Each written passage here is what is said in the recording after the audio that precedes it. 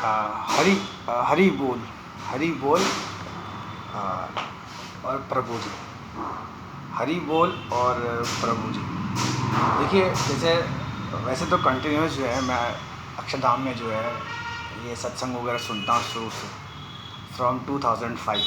तो 2005 से मैं बाहर से ही जो है सत्संग वगैरह सुनता हूँ। तो मेरे जो कानों में क्या है कि जैसे कोई मिलता है तो जय स्वामीनारायण ही चलता है। और आप ये मानेंगे कि 2005 के बाद जैसे मुझे कोई भी जैसे मंत्र या कोई भी जैसे हनुमान चालीसा, और आप ये मान के चलिए कि कई बार जो मेरी जो मेमोरी है, आप समझिए मैं बहुत ही हिसाब से बहुत ही तरीके से जो काम चलाता हूँ। और 2005 के बाद जैसे टेंपल बना तो सभी जगह आप जानते हैं कि जो ये हैं प्रमुख स्वामी महाराज जी, इनके साथ रहे। पर देखिए एक चीज़ बहुत अच्छी हुई कि कल जैसे जो ये सत्संग जो था, मतलब उस सत्संग भी ये था कि जो इस्कॉन वाले हैं, अब इस्कॉन वाले में आप मान के चलिए, थोड़ा सा अगर मैं मोबाइल घुमाऊंगा तो इसके अंदर आप थोड़ा सा अगर देखेंगे ये शील प्रभुपाद जी जो हैं जो इधर लगे हुए हैं। तो मैं आपको एक बात बताऊं कि कई बार ऐसा होता था कि जब मैं इस ऑफिस में आता था, तो जैसे यहाँ ऑफिस में आने के बाद जो है ये जो ये शील प्रभुपाद जी के क्या ये भक्त हैं, तो ये इस्कॉन टेम्पल वाले हैं। और मैं यहाँ बैठता था, मतलब आप मान के चलिए ये जो है विजिटर।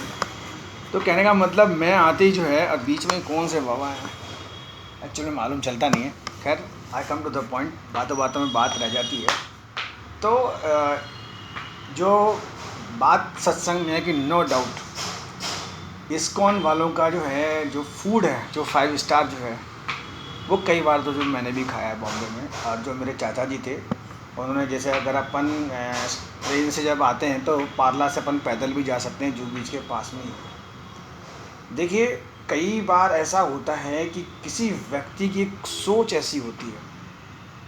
मतलब सोच का मतलब उसकी एक ऐसी विचारधारा रहती है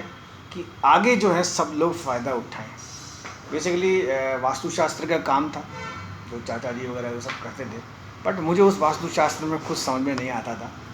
बस ये था कि सब लोग ये कहते थे कि भाई आप अपना बढ़िया से बढ़िया खाना खाओ, फूड ले और चले जाओ। अच्छा, बॉम्बे जैसी जगह में आप मान के चलिए, जब इस्कॉन मंदिर देखा तो मैं भी यूँ दंग रह गया कि भाई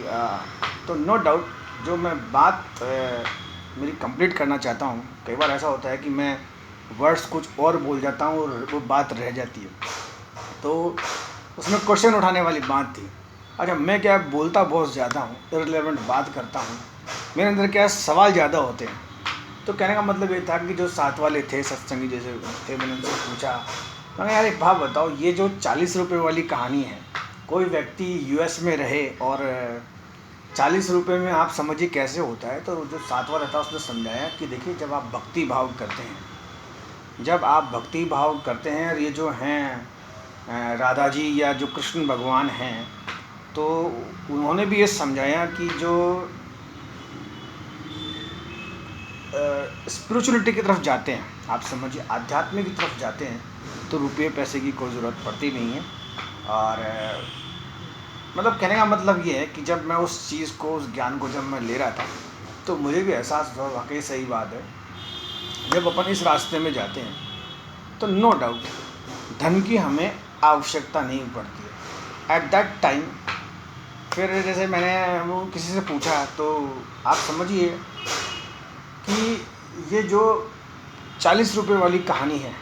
40 रुपये वाली कहानी का मतलब ये है कि आप किसी IITian वगैरह हो, वैसे देखा मैंने भी पीटी में खूब मतलब दिमाग लगाया है, मुझे केमिस्ट्री, और